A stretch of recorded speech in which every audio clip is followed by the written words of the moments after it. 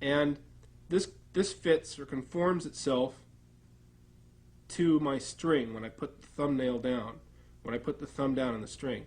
Then I play, and this also gives me a variety of tone possibilities. I can play just nail, I can play more on the tip of my nail for a thinner sound, or all flesh. So again, this is an ideal shape for the nail. Now let's finish off the nail we just filed. You take the little piece of paper we tore off before, and it's flexible, so you just put it underneath your nail like this. Okay, push it up under there. There we go. And just not file, but finish around. From side to side. Get the entire edge of the nail until it feels sort of glassy smooth. You can kind of tell when it starts feeling smooth. Then you get the absolute edge of the nail, and then you run it over the very top of your nail too.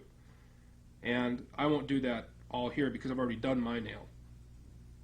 Now, a couple other very important little items I want to mention here. Get asked a lot about what's a good length for the nail. This is how I tell. This always works for me. Now, you take your file and you just put it basically up and down like this. And you take your finger and you put it against the file. Got that? Now, the fingertip and the nail should touch at about the same time. If you have to do that for them to touch at the same time, too long. And if you have to do this for them to touch simultaneously, is too short. Basically, they should touch at almost the same time, possibly with a little tilt this way. But not much longer than that. For me, that's ideal. Now, it depends on how fat or how tapered your fingertip is. There's one more thing, too. If after you've filed and finished off your nail and you still have a little something, kind of a strange tone, but you can't quite place it because your nail looks perfect, this almost always works for me. You take your file like this, or if you have a metal file, you take your metal file and you put the paper around it like this. Okay? See that? And you just play on it like a string. Several times. Play on the guitar a little bit. Play the file, play on the guitar, until the tone goes away. It's usually just a little imperfection somehow on the edge of the nail. Now, we have to look at some nail types here. Very important.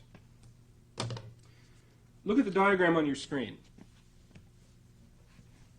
Now, there are a few different nail types we have. There are, as you can see, type A is a nail type that's curved.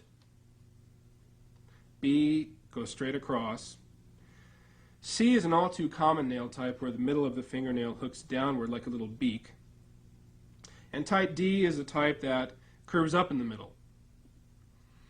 And now, if you're lucky enough to have type A where it's round, you're not going to have much problem with your nail, with the nail shape. But unfortunately, too many of us have these other types of nails. So what to do?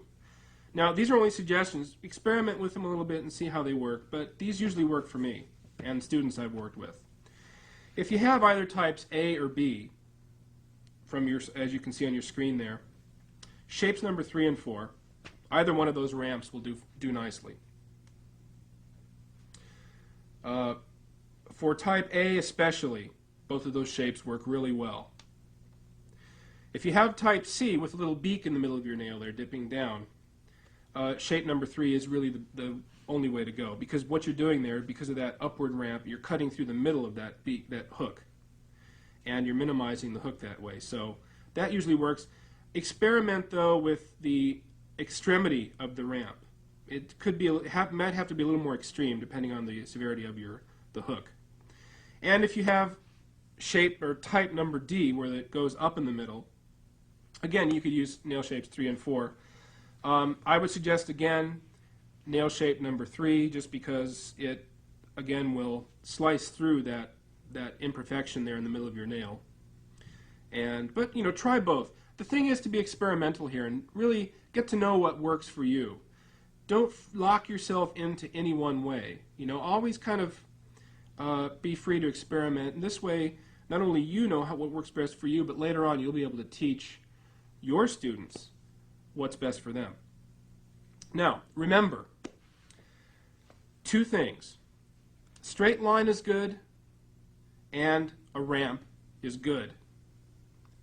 That's nails.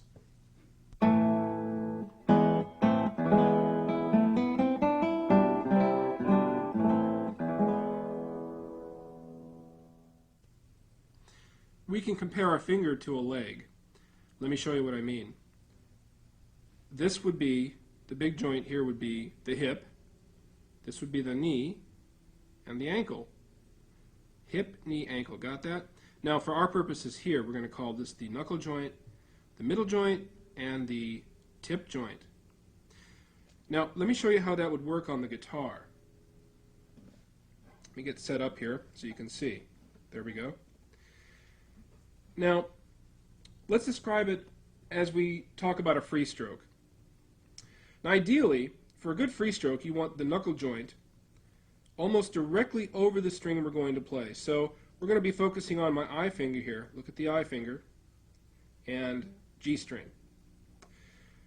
Now, notice the knuckle joint is over the G string, more or less. Okay? Now, to play ideally, we want some follow-through space. I like to call it swing space because it's like swinging. Just like when you walk, your hip propels you forward. Likewise, when we play a stroke, the knuckle joint really gives us the thrust we need. So that's the power joint, and the other two smaller joints are like little helper joints. They follow through as needed. So here we go. We have the large joint, or the knuckle joint, over the string.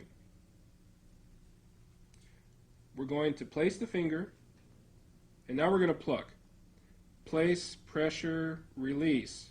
The swing space naturally goes over the other strings. Notice I'm not hitting the other strings here.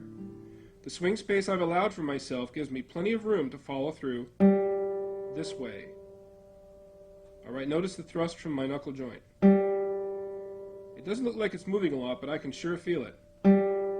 Let's try that one more time. You always place, pressure, release. Those are the 3 steps in a stroke. Place, pressure, release. Now you should always place accurately each time and feel the string move underneath your fingertip. That's how we gauge the volume and the quality of tone. So for a louder tone, the string's going to be displaced more. For a softer tone, it's going to be still displaced, but less. And notice I follow through according to the amount of pressure I put on the string. I put a little bit of pressure, I follow through just a little bit. Now let's talk about a rest stroke. For the rest stroke, I'm going to move my knuckle joint. I'm still going to play the G string, mind you, with my first finger. Now I'm going to move the knuckle joint, though, back a string or two. Now this varies depending on how long your fingers are. I like to put it back, if I want a really fat tone, I'll put the knuckle joint, notice, over, let's say, the 5th string. Now my swing space includes the next string. So watch this. I'll place, pressure, release, and that string gets in the way. That's why we call it a rest stroke, because it rests momentarily on the next adjacent string here.